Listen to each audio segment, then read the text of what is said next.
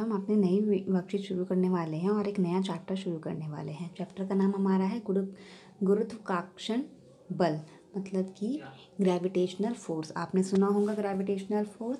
सबसे आसान भाषा में आपको बताऊं मैं अगर, तो ग्रेविटेशनल फोर्स वो फोर्स होती है जिससे हम, क्या होता है हमारे जो निजी ज़िंदगी, आपने देखा होगा कुछ भी चीज़ हम हमारे हाथ में होती है वो नीचे गिरती है। हमेशा कुछ हमारे पास कुछ भी चीज़ गिरती है तो वो नीचे गिरती है, कभी भी ऊपर नहीं गिरती।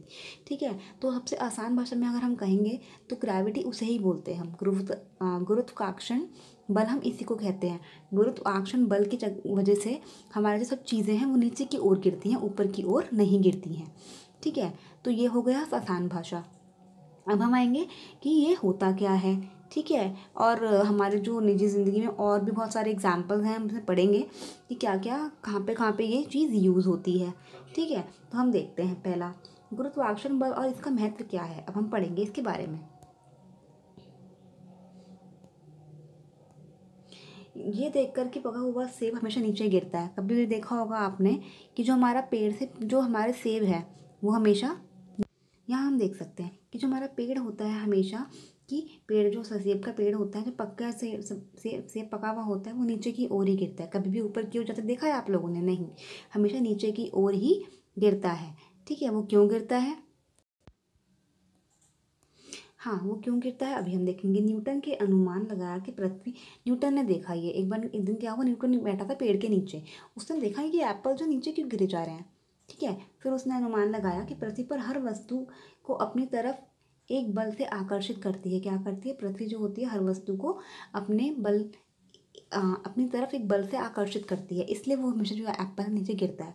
चंद्रमा जो पृथ्वी के चारों तरफ चक्कर लगाकर घूमता रहता है, पृथ्वी द्वारा इसी प्रकार के केंद्र की ओर खींचने वाले बल का अनुभव करता है, पर दोनों आपस में कभी नहीं टकराते।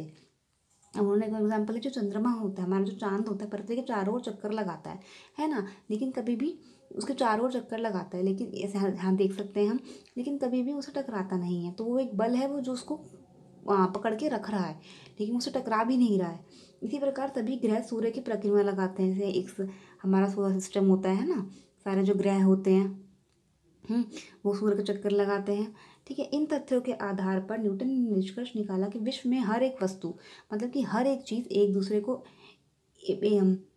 को एक ही बल से आकर्षित करती है। मतलब कि मैं आपको दिखाती हूँ,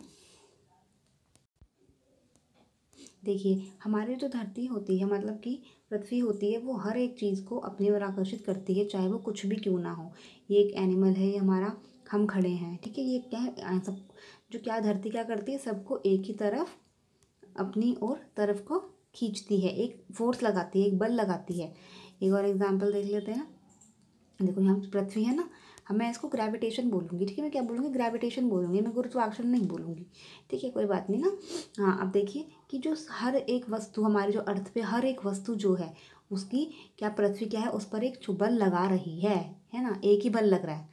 सब चीज़ों पर एक ही बल लग रहा है, और आपस में भी बल, हर वस्तु को आपस में भी एक बल लग रहा है। ये होता है गुरुत्वाकर्षण बल, ग्रेविटेशनल फोर्स।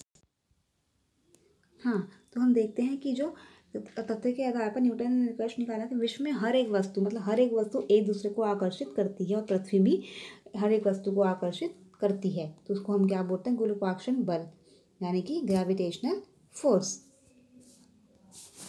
अब हम पढ़ेंगे गुरुत्वाकर्षण का सर्वात्रिक नियम, मतलब इसका नियम, किस नियम पे, मतलब क्या है इसका नियम, कैसे हम इसको जान पाएंगे, कैसे हम इसके बारे में चीज़ें पता लगा पाएंगे। इस संसार में प्रत्येक वस्तु प्रत्येक अन्य वस्तु को एक ऐसे बल से आकर्षित करती है जो दोनों वस्तुओं के द्रव्यमान के गुणनफल के समानुपाती और उन वस्तु के केंद्र के माध्यम दूरी के वर्ग के विकृतानुपाती होता है। मतलब कि हमारे पास समझ लो ये दो वस्तुएं हैं, इनका द्रव्यमान एक का m है और एक का दूसरा m है। अभी मैं ऐसे बता देती हूँ आपको।